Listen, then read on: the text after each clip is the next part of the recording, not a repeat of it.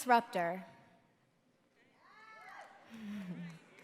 I am a self-esteem advocate, but more than anything, I am a woman who's fed up with linear beauty standards.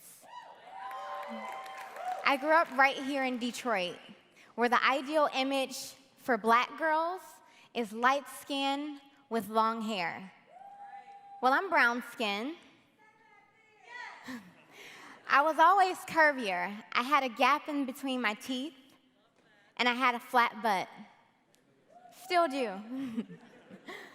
But I remember vividly overhearing a guy describe me with the attributes that I didn't have. She's not even light-skinned. She got a flat butt. But at this time, you couldn't tell me a thing. I thought I was so cute. And that day taught me a valuable lesson. It taught me how to love myself wholly. And more importantly, it taught me how to never allow someone else's opinion of me to determine my value. For the last 6 years, I've built a cosmetic company with the idea to change the way we think about beauty for ourselves and ultimately how we extend that to those who look differently from us. When I started making lipstick in my kitchen, it wasn't because I was passionate about makeup, no. It was because I was frustrated that attractiveness was consistently looked at through a singular lens. Today, if you search the word beauty, you'll end up with a sea of fair-skinned, thin, young women, as if good looks don't come in any other form. And so, when we have those ideas in the back of our mind, we really start to think that we're ugly. We look at the beautiful people and we think, man, they have it all. They're rich, they're in love, they're happy, they're successful. And I could have that too if I just changed. We start to think that we're not enough of something, that we're lacking in some areas. That causes us to stifle opportunities for ourselves because we feel as though we don't belong and we don't deserve. And even worse, we extend that low confidence and that lack of confidence and that low self-esteem, we extend that onto our sisters, our friends, our cousins. Because if I'm not enough, she's definitely not enough, right? For years, women were taught that our value was directly linked with our looks, our ability to get married, our ability to have children. And even today, now that women are starting businesses, taking office, taking over the world essentially, we're still relegated to this idea that beauty and our looks are most important. We see this in every industry, from Serena dominating on the tennis court, to Hillary running for president, all the way down to Louisiana, where a little girl wasn't permitted to go to school because of her braided hairstyle. Now, braids have always been a long-standing part of African and African-American beauty culture. And just because you don't practice it doesn't mean that you can't accept or respect it. And I don't know about you, but the last time I checked, my hairstyle didn't prevent me from learning.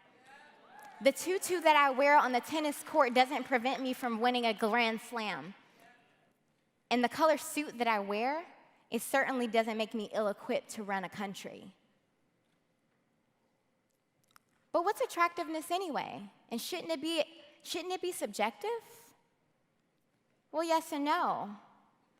What's attractive has become a popularized understanding of our cultural footprint. What we as individuals believe is attractive is directly stemmed from our environment.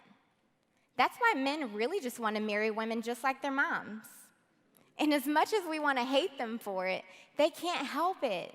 That's their first perspective of what beauty and love is. Like if I were to grow up in Ghana, I would value my thick thighs a lot more than I do having grown up in the US. And while the world is becoming more interconnected than ever, we're seeing that the global standard of beauty is quickly becoming the Western standard of beauty. So much so that in countries like South Africa or China, where the population is largely people of color, white women are still at the forefront of these commercial campaigns. So it doesn't surprise me to hear that 70% of women in Lagos, Nigeria, bleach their skin. even though skin bleaching has been linked to cancer. What that tells me is that $10 billion industry is being upheld by this idea that beauty is linear. Those women are just trying to get ahead. This idea leaves plus-size women feeling invalid, mature women feeling as though they age out of their beauty beyond their childbearing years, and ethnic women feeling unwanted. And don't get me wrong, while it impacts women the most, it's not only us who suffer. Most male CEOs of Fortune 500 companies are taller than average because height is linked to attractiveness and power. This is a multi-generational, gender-neutral issue. Our children are growing up not valuing themselves and certainly not being able to extend that love and acceptance onto their peers. Those children grow up with low self-esteem and end up being consumers of weight loss fads, of plastic surgery. Have you guys noticed the plastic surgery trend? Surgery on your butt and thigh is up 4,200% since the year 2000. How crazy is that? And so it makes me think back to when I was a little girl and I thought about me not having a butt. You know, if I didn't have that confidence to keep going on, I could be one of these statistics. So how do we transform? How do we start loving ourselves? Well, first of all, we have to figure out what those triggers are that make us feel less than. Is it scrolling through social media? You may need to give it a break. Is it going shopping? Or is it simply just going over Granny's to hear her tell you how much weight you've gained since the last time she saw you? Figure out what those items are and cut them off. I'm telling you, if Granny is pulling you down, Granny has got to go. You have to be prepared to go to bat for your identity in this pop culture-driven society. So I challenge each of you, when you go home today, look at yourself in the mirror. See all of you. Look at all of your greatness that you embody. Accept it and love it. And finally, when you leave the house tomorrow, try to extend that same love and acceptance to someone who doesn't look like you. Thank you.